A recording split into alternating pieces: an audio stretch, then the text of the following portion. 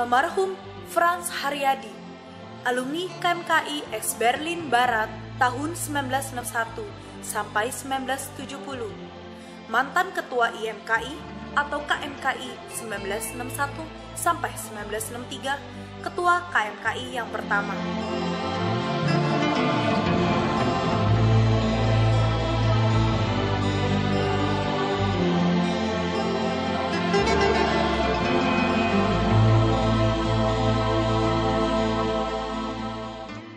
Melihat Taman Ismail Marzuki atau TIM mengingatkan akan sosok teman kita Frans Haryadi yang berjasa besar pada awal pengembangan TIM menjadi pusat seni dan budaya.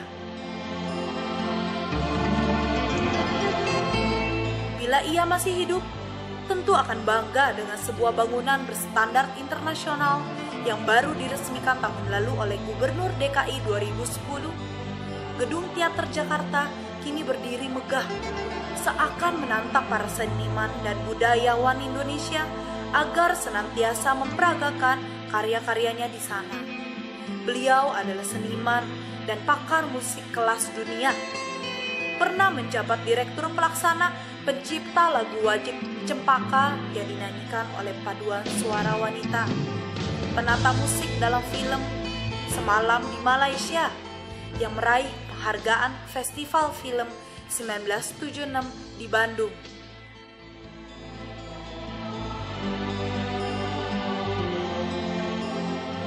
Hendra Adidharma, alumni KMKI ex Braunschweig tahun 1967 sampai 1969 dan ex Stuttgart 1970 sampai 1973. Perintis PT Propan Raya sangat disayangi karyawannya. Sponsor setia KMKI dan Kontak.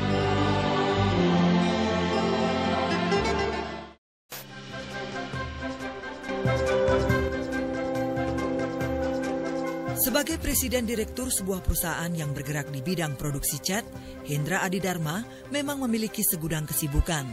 Hingga saat itu, ia kurang begitu memperhatikan kesehatannya. Sampai akhirnya ia terjangkit penyakit hepatitis C. Selama 25 tahun pun ia menjalani pengobatan. Namun 3 tahun yang lalu sakitnya bertambah parah dan berubah menjadi kanker hati stadium 1. Tidak hanya itu, beberapa bulan kemudian dokter juga mendeteksi ia terkena kanker prostat. Setelah menjalani operasi prostat pada bulan Mei 2009, operasi berikutnya pun segera dijadwalkan. Namun sebelumnya, Hendra harus mencari pendonor hati untuk menggantikan organ hatinya yang telah rusak. Beruntung, beberapa orang karyawannya langsung bersedia menjadi pendonor. Namun hanya satu yang lolos seleksi memenuhi persyaratan kesehatan. Operasi pun segera dilaksanakan pada tanggal 19 Juli 2010. Hendra bersyukur masih ada orang terdekatnya yang rela mendonorkan organ tubuhnya, yakni dari karyawannya sendiri. Secara fisikal kan pasti tidak ada, tapi saya secara emosional, saya sangat berterima kasih. Saya selalu merasa hati saya itu, saya syukur, saya ada orang yang sangat beruntung diberikan sumbangan hati dari para karyawan saya. Makanya saya dengan betul-betul saya merasa menjadi lebih dekat, sangat dekat.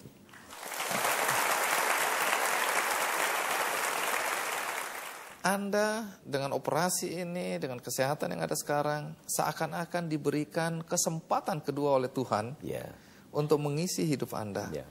Apa yang Anda lakukan untuk mengisi hidup Anda yang kedua ini? Saya sesudah, sekarang boleh katakan, pikiran saya lebih jernih. Saya mengerjakan sesuatu, merasa saya lebih tuntas. Sebelum operasi, saya kadang-kadang menyerah. Sudah terlalu susah, lepas saja udah, biarkanlah jalan sendiri ya. Tapi sekarang malah tidak. Saya mau menyelesaikan pekerjaan saya secara tuntas. Saya sekarang baru 6 bulan. Saya kira kalau kesehatan saya membaik, saya akan berbuat lebih banyak untuk kepentingan karyawan, untuk kepentingan masyarakat, ya pendidikan, misalnya, ya. Saya juga merupakan satu pendiri dari salah satu sekolah di Gading Serpong. Nah, saya akan menyumbangkan waktu saya lebih banyak untuk itu. Itu yang Anda ingin isi ya, dalam kehidupan Anda ke depan. Gitu. Baik, terima kasih Pak Adi. Terima kasih, Putut ya.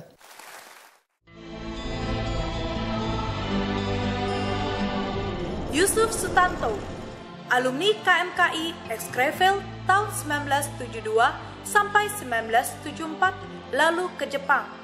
Pelatihan senam Tai Chi dalam budaya kearifan timur, penulis beberapa buku pendidikan dan kebudayaan, pendiri The Yusuf Sutanto Center, dosen di Fakultas Psikologi Universitas Pancasila, dosen tamu di Islamic College for Advanced Studies.